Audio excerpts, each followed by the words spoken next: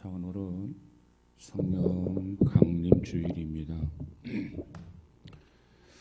그래서 오늘 이 성령 강림 주일을 통해서 우리 모두가 다시 성령 충만함을 받고 은혜를 누리는 삶을 사시기를 주의 이름으로 축복을 합니다. 오늘 본문에 보니까 먼저 오순절 날이 이름에 그랬어요. 오순절 날이 이름에. 오순절 날이 어떠한 날인지 역사적으로 한번 생각해 보려고 합니다. 오순절 날은 이스라엘 민족이 애굽에서 430년 동안 세월을 하는 동안에 이 바로라고 하는 악한 그런 왕을 만나게 됩니다. 그래서 자유를 다 빼앗기고 노동력을 다 착취를 당하는 그런 노예 생활을 하게 됩니다. 또한 그들 자신에게도 죄가 많이 있고 애굽 사람에게도 죄가 많았습니다. 그래서 하나님께서 하늘에서 그것을 보시고 벌을 내리시기로 하나님이 결심을 하십니다. 그래서 재앙을 내리게 되는데 특별히 이 마다들을 죽게 하는 벌을 내리게 됩니다. 그래서 이스라엘 민족에게는 양을 잡아가지고 대문 문설주에 그 양을 바로라. 그러면 그 형벌에서 벗어나게 해주겠다고 언약을 세워주셨습니다. 그리고 한밤중에 전사들을 보내어서 모든 마다들을 다 죽이는데 대문에 양의 피를 발랐던 이스라엘 민족의 집은 천사들이 들어가지 아니하고 그 집을 넘어갔습니다. 그래서 이스라엘 집에는 죽음이 지나간 것입니다. 죽음이 지나간 것뿐만이 아니라 그 다음날 새벽에 애굽 왕 바로가 이스라엘을 애굽에서 떠나라고 명령을 하게 됩니다. 그래서 이스라엘 민족이 430년의 그 고통스러운 세월을 종지부를 찍고 해방을 받게 되는 날, 바로 이것을 기념하는 날이 유월절이라고 하는 날입니다. 유월절. 이 유월절이라고 하는 말의 의미는 뛰어넘어갔다 그런 뜻입니다. 넘어갔다. 죽음이 그 집을 뛰어넘어갔다 그런 이야기입니다. 그래서 이스라엘 민족이 애굽에서 해방이 되고 그리고 이제 가나안 땅에 들어가서 그들이 농사를 짓게 됩니다. 열심히 농사를 지어서 제일 먼저 거두었던 보리 한 단을 유월절 바로 다음 날 하나님 앞에 제물로 드리게 됩니다. 이처럼 첫 보리를 하나님 앞에 드린 다음 날부터 50일이 되는 날이 곧 바로 오순절입니다. 오순절.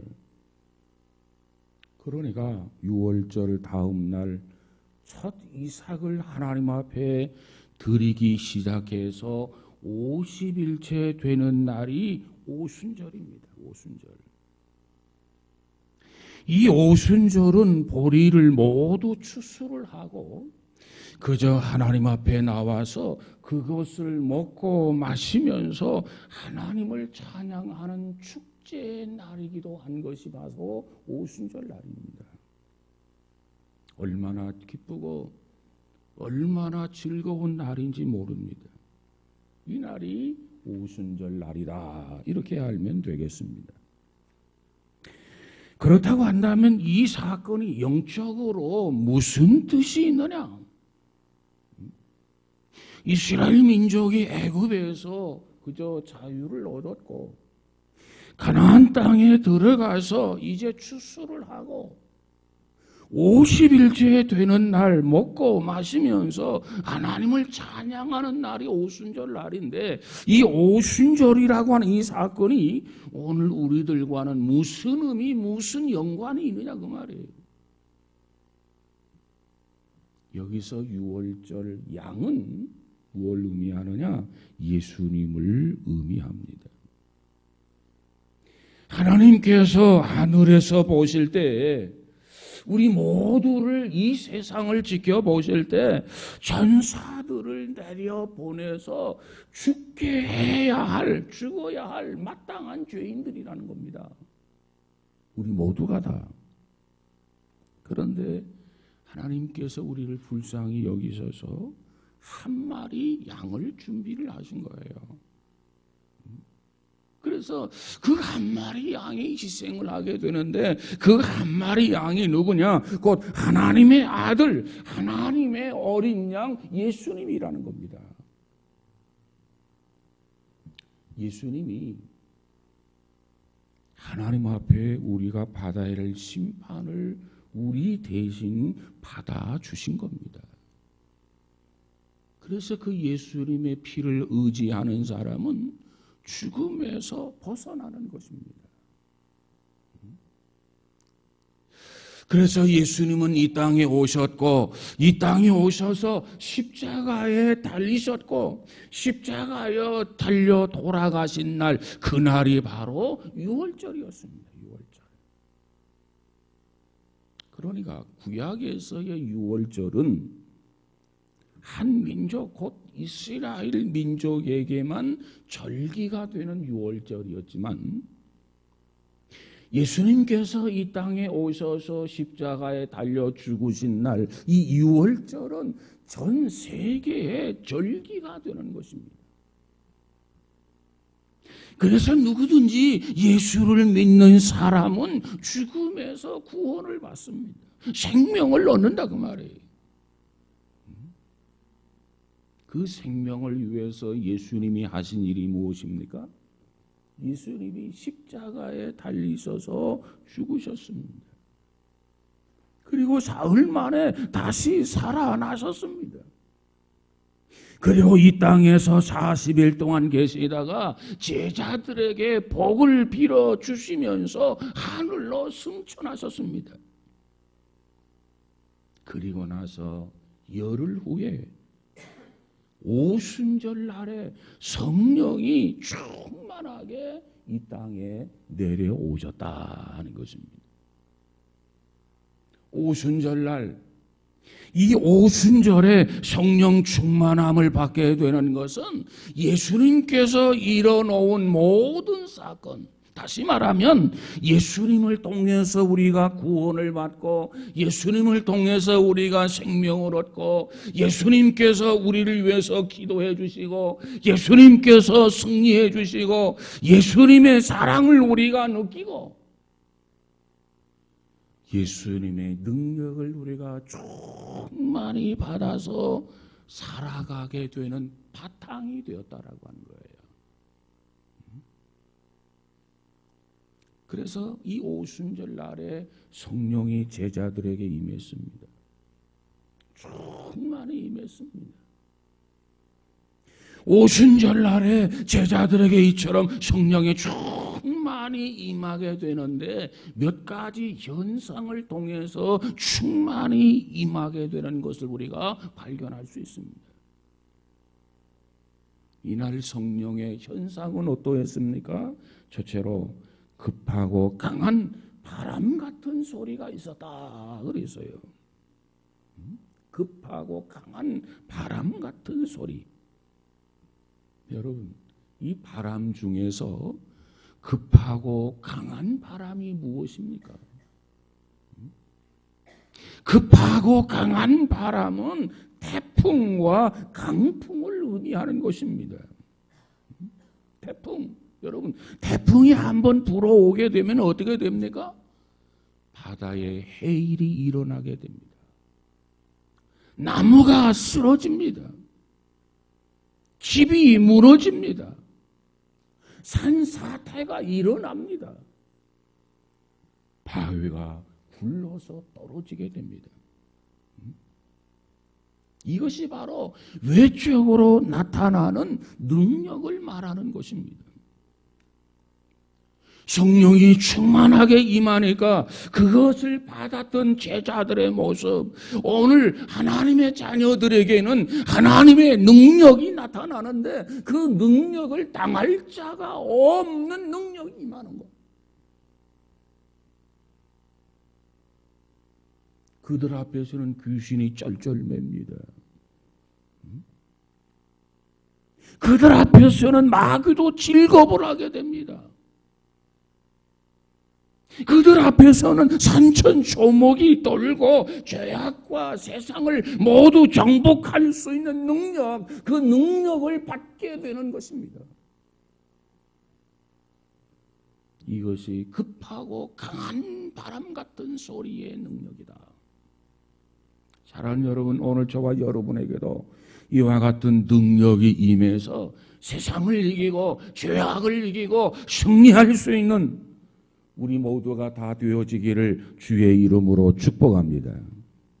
두 번째로 성령의 현상은 불같은 역사가 나타났다고 그랬어요. 불같은 역사.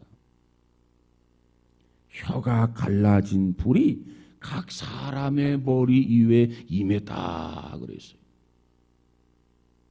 그럼 여기서 불이라고 하는 게 뭐냐? 불이라고 하는 것은 두 가지 작용을 하게 되는데, 하나는 태우는 작용을 하고 있고 또 다른 하나는 능력을 말하는 겁니다. 능력. 성령이 임하게 되면 불로 태워지는 역사가 있어요. 뭘 태우느냐? 우리의 부정한 것, 우리의 더러운 것, 이 모든 것을 깨끗하게 태워서 거룩하게 만든다고 하는 것입니다. 오늘 우리가 성령의 충만함을 받아야 거룩한 하나님의 자녀가 될 수 있고, 성령 충만히 받아야 성결한 백성이 될 수 있다 그 말이에요.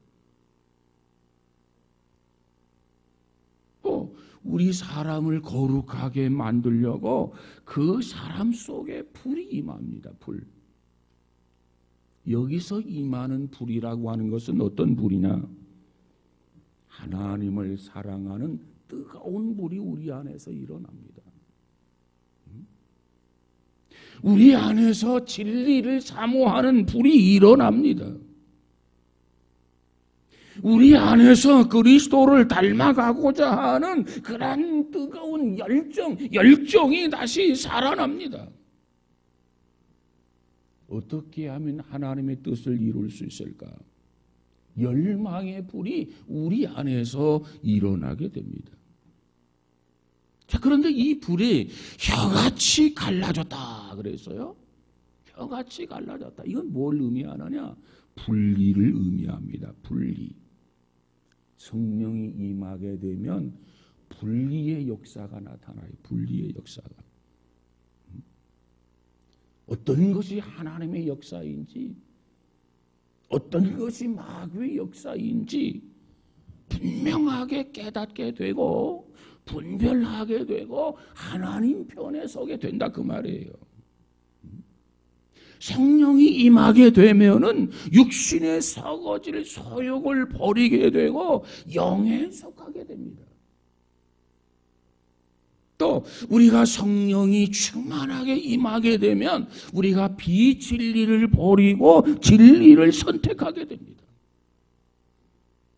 또 우리에게 성령이 충만하게 임하게 되면 우리는 불신을 버리고 곧 믿음 가운데 서게 된단 말이에요. 이것이 성령의 역사예요. 여러분, 오늘 저와 여러분이 지금까지 그저 어정쩡하게 살았다고 한다면 이 오순절 성령 강림을 통해서 성령을 충만히 받고 우리 안에도 분리의 역사가 나타나서 무엇이 하나님의 역사인지 무엇이 마귀의 역사인지 분별할 수 있는 우리 모두가 되어져서 믿음의 백성답게 하나님의 자녀답게 진리를 위해서 믿음 가운데 살아가는 귀한 성도 우리 모두가 되어지기를 주의 이름으로 축복합니다.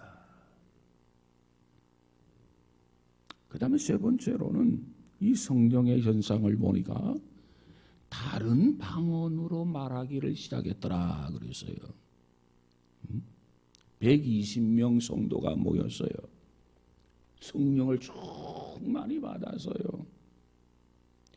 그리고 말을 이렇게 시작하게 되는데 다른 나라 말로 시작했다. 이렇게 말씀을 하고 있어요. 세계 각국에서 이 오순절 날에 예루살렘 성전에 이렇게 모였어요. 그리고 제자들이 그곳에 함께 있었어요.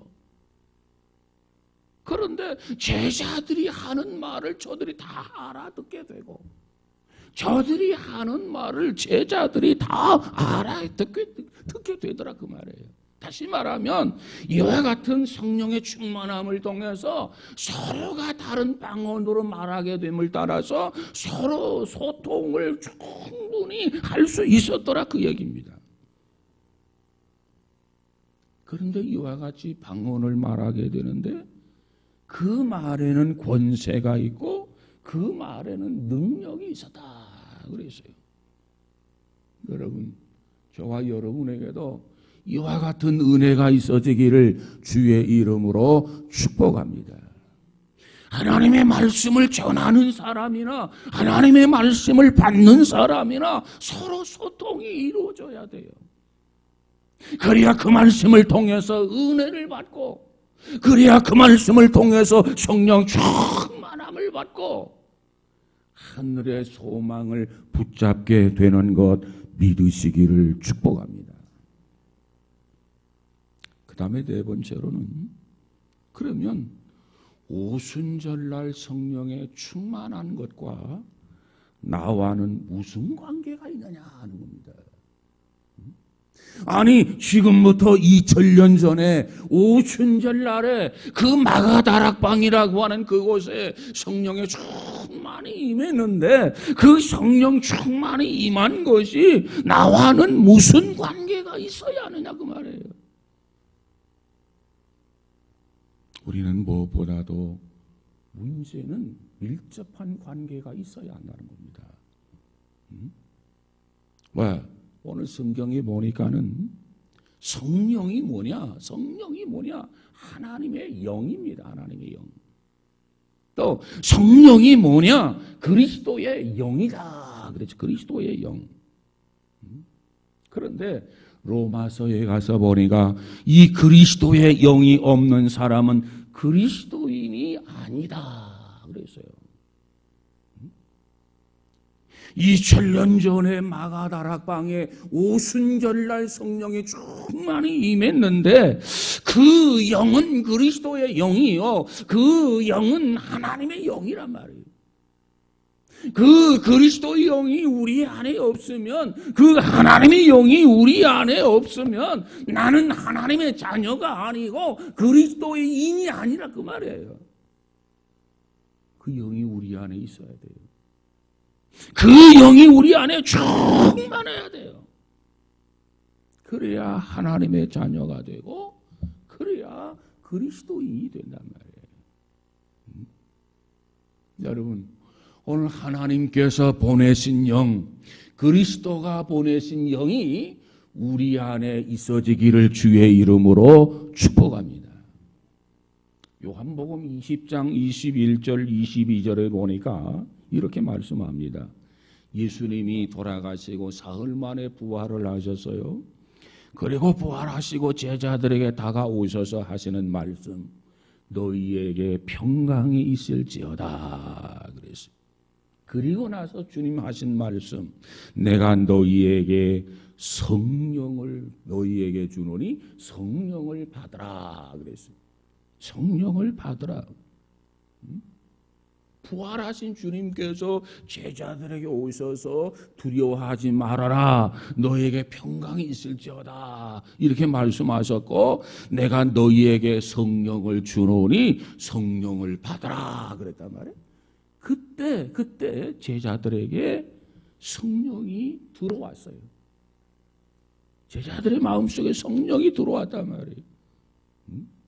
그리고 오순절날에 가셔서 성령이 충만하게 임하셨습니다.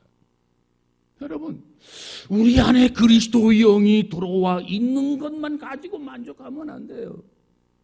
하나님의 영이 우리 안에 계신 것만 가지고 만족하면 안 돼요.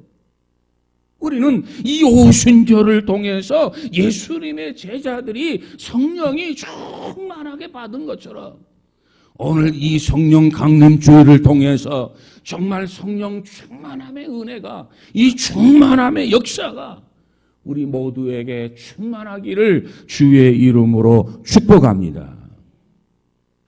자, 그러면 성령이 나에게 이렇게 오시면, 충만하게 임하게 되면 어떻게 되느냐? 몇 가지 역사가 나타나요. 어떤 역사가 나타나느냐? 첫 번째로 요한복음 16장 7절 이하에 가서 보니까 책망하는 역사가 나타나요. 책망하는 역사. 책망하는 역사.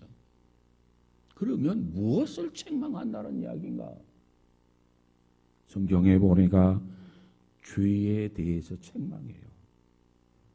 내가 지금까지 지었던 죄에 대해서 책망하면서 너는 죄인이다, 죄인인 것을 인식하도록 우리에게 책망하시는 분이 바로 성령이십니다. 성령을 충만히 받으면 우리가 하나님 앞에 지은 죄가 생각이 나고 책망을 받게 되고 죄인인 것을 깨닫게 돼요. 그래서 회개하지 않을 수가 없는 겁니다. 그래서 교회에 다니게 되면, 신앙생활을 하게 되면, 성령이 충만하게 되면 자꾸 죄가 깨달아져요. 죄에 대한 양심의 가책이 자꾸 생긴단 말이에요. 그것을 이상하게 생각하지 마세요. 그것을 나쁘게 생각하지 마세요. 그것은 좋은 현상입니다. 왜?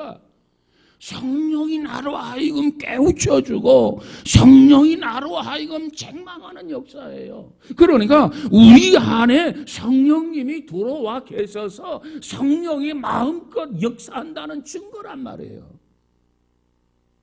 성령이 우리로 하여금 죄를 깨우쳐줄 때 하나님 감사합니다. 그리고 회개함으로 하나님 앞에 성결해지기를 주의 이름으로 축원합니다. 사실 우리가 예수 믿기 전에는요, 교회 나오기 전에는요, 죄에 대한 의식이 별로 없었어요. 그런데 우리가 자꾸 죄를 짓고 살다가 보니까는 죄에 대한 양심이 자꾸 무디어져서 죄를 지으면서도 죄인 걸 몰라요. 그런데 성령이 우리 안에 오셔서 성령이 충만하게 되면 제일 먼저 우리의 죄를 책망해 주신단 말이에요. 우리가 지은 죄를 깨닫게 해주신단 말이에요. 그래서 하나하나 그 죄를 회개하게 만들어줍니다. 그래서 성령이 충만한 사람은 성령이 지적하고 책망해 줌에 따라서 하나님 앞에 지은 죄를 회개하고 하나님 앞에 용서를 구하게 되는 것입니다. 성령이 깨우쳐 주실 때마다, 성령이 책망해 주실 때마다 오히려 하나님 앞에 감사함으로 그 책망을 받고 그때 회개함으로 성결해지는 우리 모두가 다 되어지기를 주의 이름으로 축복합니다. 두 번째로 성령이 우리 안에 들어오시면, 충만하게 되면 어떤 현상이 나타나느냐? 예수 그리스도를 확실히 믿는 믿음의 역사가 나타나요. 우리가 죄를 깨끗이 청산하고 하나님 앞에 의롭다고 우리가 인정을 받게 되는데 예수님의 십자가를 꼭 붙들어야 된다. 그러면서 그때마다 죄를 고백하고 죄를 회개하라고 역사하는 분이 성령의 역사입니다. 그렇게 살아야만이 내 영혼이 산단 말이에요. 그렇게 살아야 우리가 하나님의 은혜에 풍성해진다는 겁니다. 뿐만 아니라 성령님이 나에게 오셔서 결정적으로 하시는 일은 믿음의 역사를 일으키는 거예요. 믿음의 역사. 고린도전서 12장 3절에 가서 보면 성령, 하나님의 성령의 감동을 받지 아니한 사람은 누구든지 예수님을 내 생명의 구주라고 말할 자가 없다. 이렇게 말씀하고 있어요. 성령이 우리 안에 들어오셔서 그 성령의 감동을 받고 감화를 받는 사람은 누구든지 예수님을 나의 생명의 구주라고 고백할 수 있지만, 그렇지 않은 사람은 예수님을 내 생명이라고 말할 자가 없다는 그 말이에요. 그게 무슨 얘기입니까? 스스로 예수 그리스도가 나의 생명의 구주다 이렇게 믿어지는 게 아니라 그 말이에요. 성령이 우리 안에 들어오셔서 나로 하여금 그것을 믿어지도록 믿음의 역사가 일어나니까 예수 그리스도가 나의 생명의 구주라고 하는 걸 믿어지고 입으로 고백이 가능하다 그 말이에요. 지식을 가지고 믿음이 생기는 게 아닙니다. 우리가 단순히 듣는 것만 가지고 우리 안에 믿음이 생기는 것이 아닙니다. 우리 안에 성령이 오셔서 성령이 역사해야만이 하나님의 말씀을 듣고 그리스도의 말씀을 들을 때 그 말씀을 토대로 우리 안에 믿음이 생기는 거라 그 말이에요.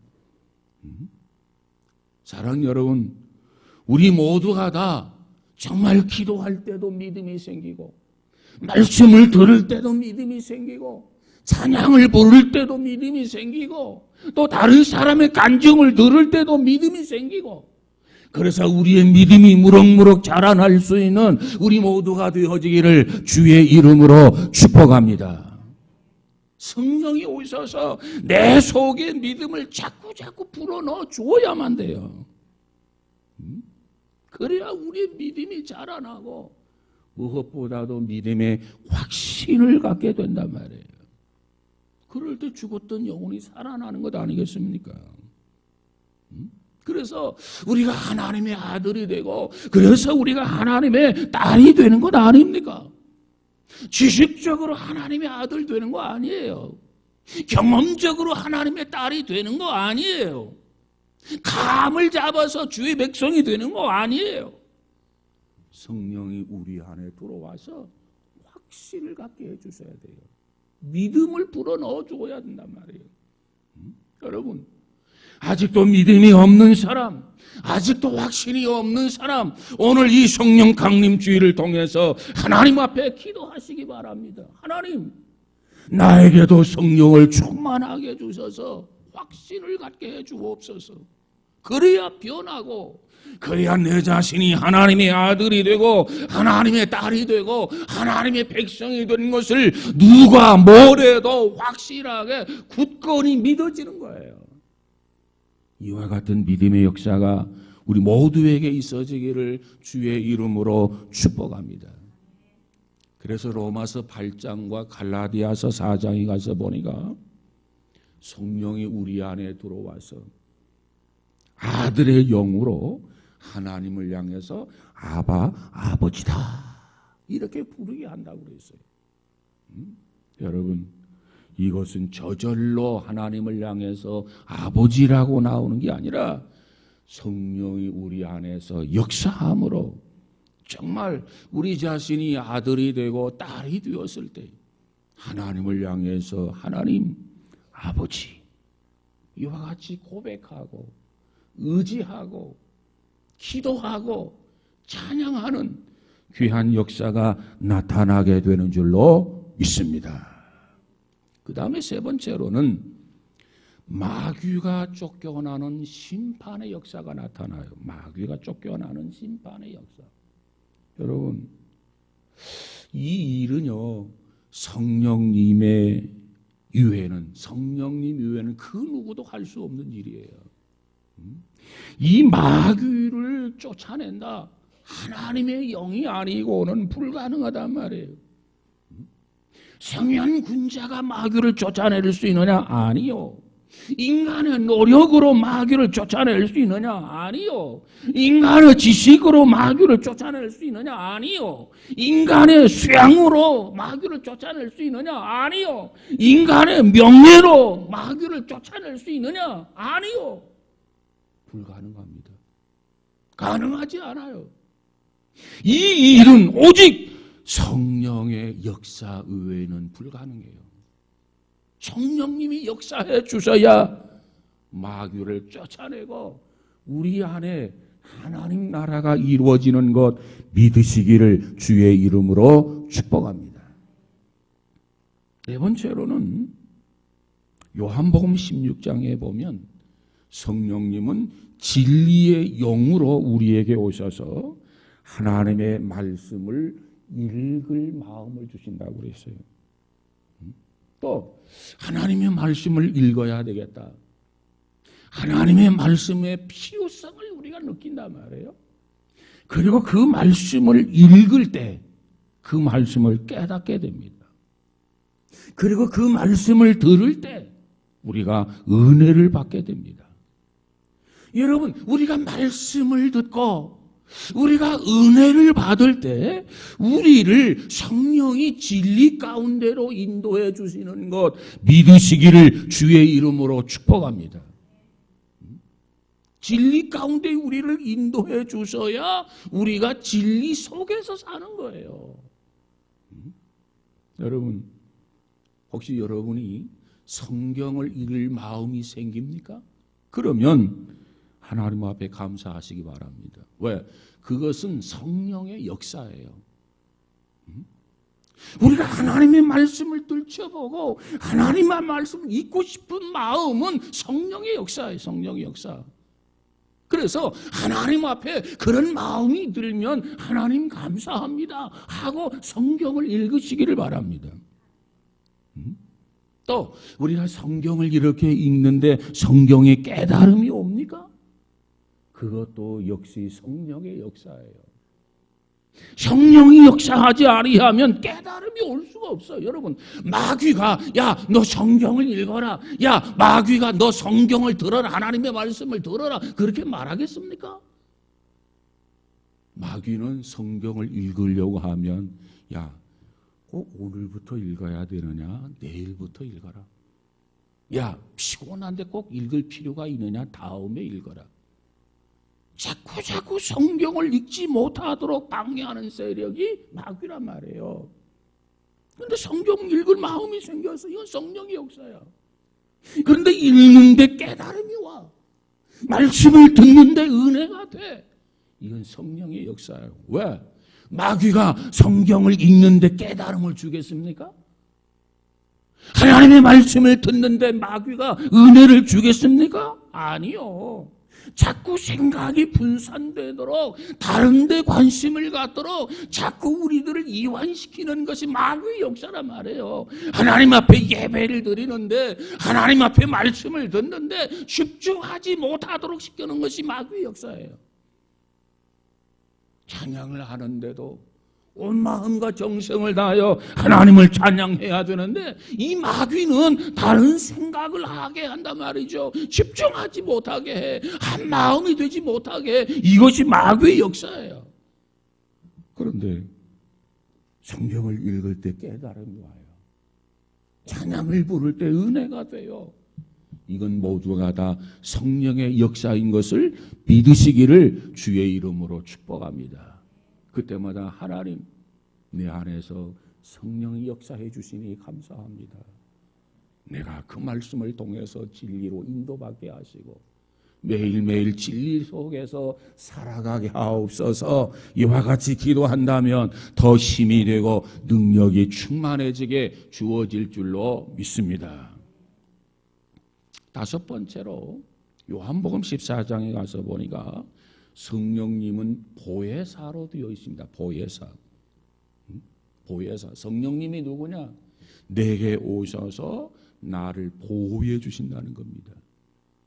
무엇으로부터 보호해 주느냐? 마귀로부터 나를 보호해 주십니다. 무엇으로부터 보호해 주느냐? 죄를 짓지 않도록 나를 보호해 줍니다. 어둠의 세력으로부터 나를 지켜주어요. 불의의 세력으로부터 나를 보호해 주신단 말이에요. 여러분, 오늘 저와 여러분이 하나님의 보호하심, 성령을 통해서, 보혜사 성령을 통해서 보호받는 은혜가 있어지기를 주의 이름으로 축복합니다. 우리는 나약하고 연약한 존재예요. 성령님이 나를 보호해 주지 아니하면 우리가 어떻게 하루하루를 바르게 정직하게 살아갈 수 있겠습니까?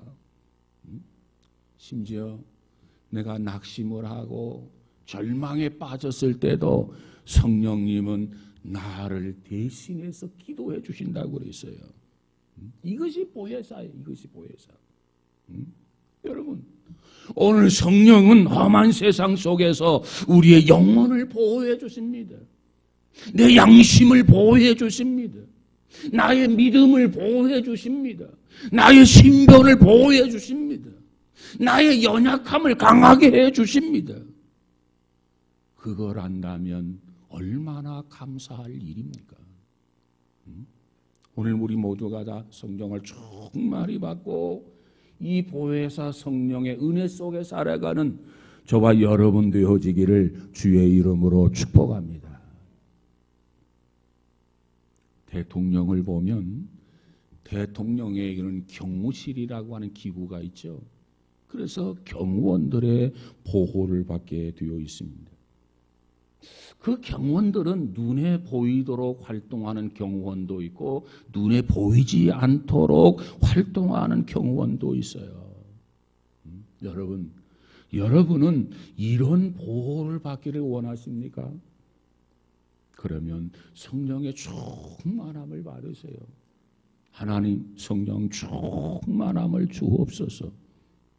그러면 성령님은 이 대통령의 경호보다도 더 완벽하도록 저와 여러분을 지켜주시고 보호해 주실 줄로 믿습니다. 성령님이 나와 함께 해주셔서 나를 경호해 주시는 것, 저와 여러분을 보호해 주시는 것, 그걸 믿으시기를 주의 이름으로 축복합니다. 왜? 성경에 보니까 세상 끝날까지 내가 너와 함께함이라 그랬어요. 우리는 절대로 혼자가 아닙니다. 나 혼자가 아니라 말이에요. 성령님이 나와 함께 해주세요. 내가 어디를 가든지 어떠한 곳에 있든지 하나님은 나 혼자 가도록 버려두는 것이 아니라 늘 동행하시고 눈에 보이도록 보이지 않도록 철저하게 지키시고 경호해 주시는 것 믿으시고 늘 당당하게 살아가는 우리 모두가 되어지기를 주의 이름으로 축복합니다. 그러니까 성령 충만함을 우리가 사모해야 돼요. 그 다음, 그럼 어떻게 하면 성령 충만함을 받느냐? 첫째로 회개해야 합니다. 왜? 하나님의 영은 거룩한 영이에요. 우리의 마음속에 죄를 털어내지 아니하면 성령이 충만하게 임하지를 않아요. 거룩한 영이기 때문에. 그래서 사도행전 2장 38절에 보니까 너희가 회개하고 예수 그리스도의 이름으로 세례를 받고 죄사함을 받으라. 그리하면 선물로 성령을 받으리라 그랬어요. 내 마음을 깨끗하게 대청소를 해놓으면 선물로 성령을 주신단 말이에요. 충만하게 우리 안에 역사하도록 은혜를 베푸시겠다는 겁니다. 성령 충만함을 사모하세요. 그러기 위해서 먼저 이처럼 회개하고 성령 충만함의 은혜가 우리 모두에게 있어지기를 축원합니다. 두 번째로는 사도행전 2장 21절에 가서 보니까는 누구든지 주의 이름을 부르는 자는 구원을 얻게 되어 있어요. 우리는 늘 예수의 이름을 부르세요. 여러분 한 주간 동안 우리의 삶 속에서 예수의 이름을 몇 번이나 부르는지 한번 생각해 보시기 바랍니다. 월요일 날 예수의 이름을 몇 번이나 부릅니까? 화요일 날 예수님의 이름을 몇 번이나 부릅니까? 수요일 날 예수님의 이름을 몇 번이나 부릅니까? 목요일 날 예수님의 이름을 몇 번이나 부릅니까? 금요일 날 예수님의 이름을 몇 번이나 부릅니까? 토요일 날 예수님의 이름을 몇 번이나 부릅니까? 여러분 어느 곳에 있든지 무엇을 하든지 매일매일 예수님의 이름을 넉넉하게 충분하게 큰 소리로 늘 부르시기 바랍니다. 그럴 때 여러분이 성령 충만히 받을 수 있어요. 그 다음 세 번째로 간절히 기도하며 성령을 충만히 받을 수 있어요. 오순절날 제자들이 성령 충만함을 받기 위해서, 약속하신 그 충만함을 받기 위해서 저들은 열흘 동안 모여가지고 전력을 다하여 하나님 앞에 기도했다고 그랬어요. 그랬더니 성령이 충만하게 저들에게 임한 줄로 믿습니다. 힐티라고 하는 사람은 이런 말을 했어요.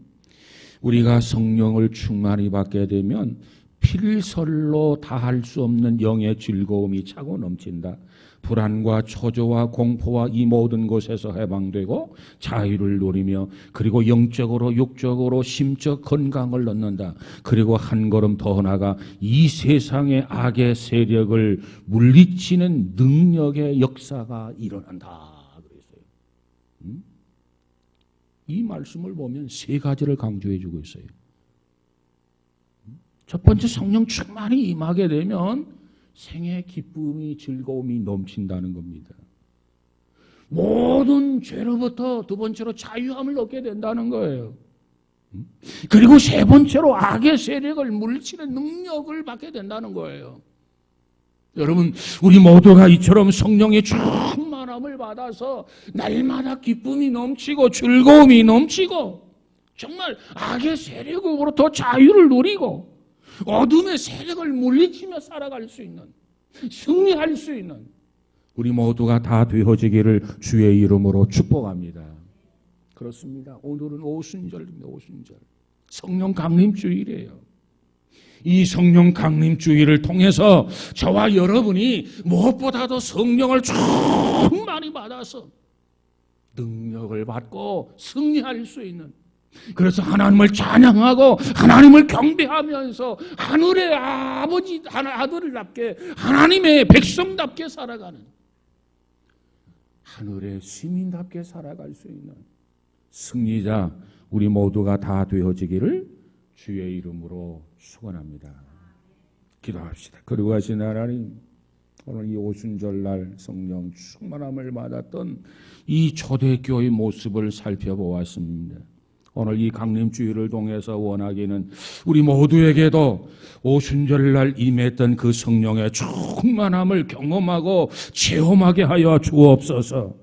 그러기 위해서는 하나님께서 일깨워주는 죄 낱낱이 회개하게 하시고, 어떠한 상황 어떤 환경 속에서든지 주님 이름을 부르면서 의지하게 하시고, 성령 충만함의 필요성을 알고 깨달아서 간절하게 사모하며 기도하게 하시고, 그래서 오순절날 성령이 충만히 임한 것처럼 우리들의 각자의 마음속에도 성령 충만하게 임해서 하나님을 향해서 아버지라고 부르며 찬양하고 경배하며 믿음의 승리자로 살아갈 수 있는 우리 모두가 다 되어지게 하여 주시옵소서. 우리 안에 아직도 성령을 충만히 받지 못한 자들 주여 기억하시고 불쌍히 여기시고 충만함을 허락하여 주셔서 이 모든 것들을 경험하고 간증할 수 있는 귀한 은혜가 풍성해지게 하옵소서. 예수님 이름으로 기도하옵나이다. 아멘.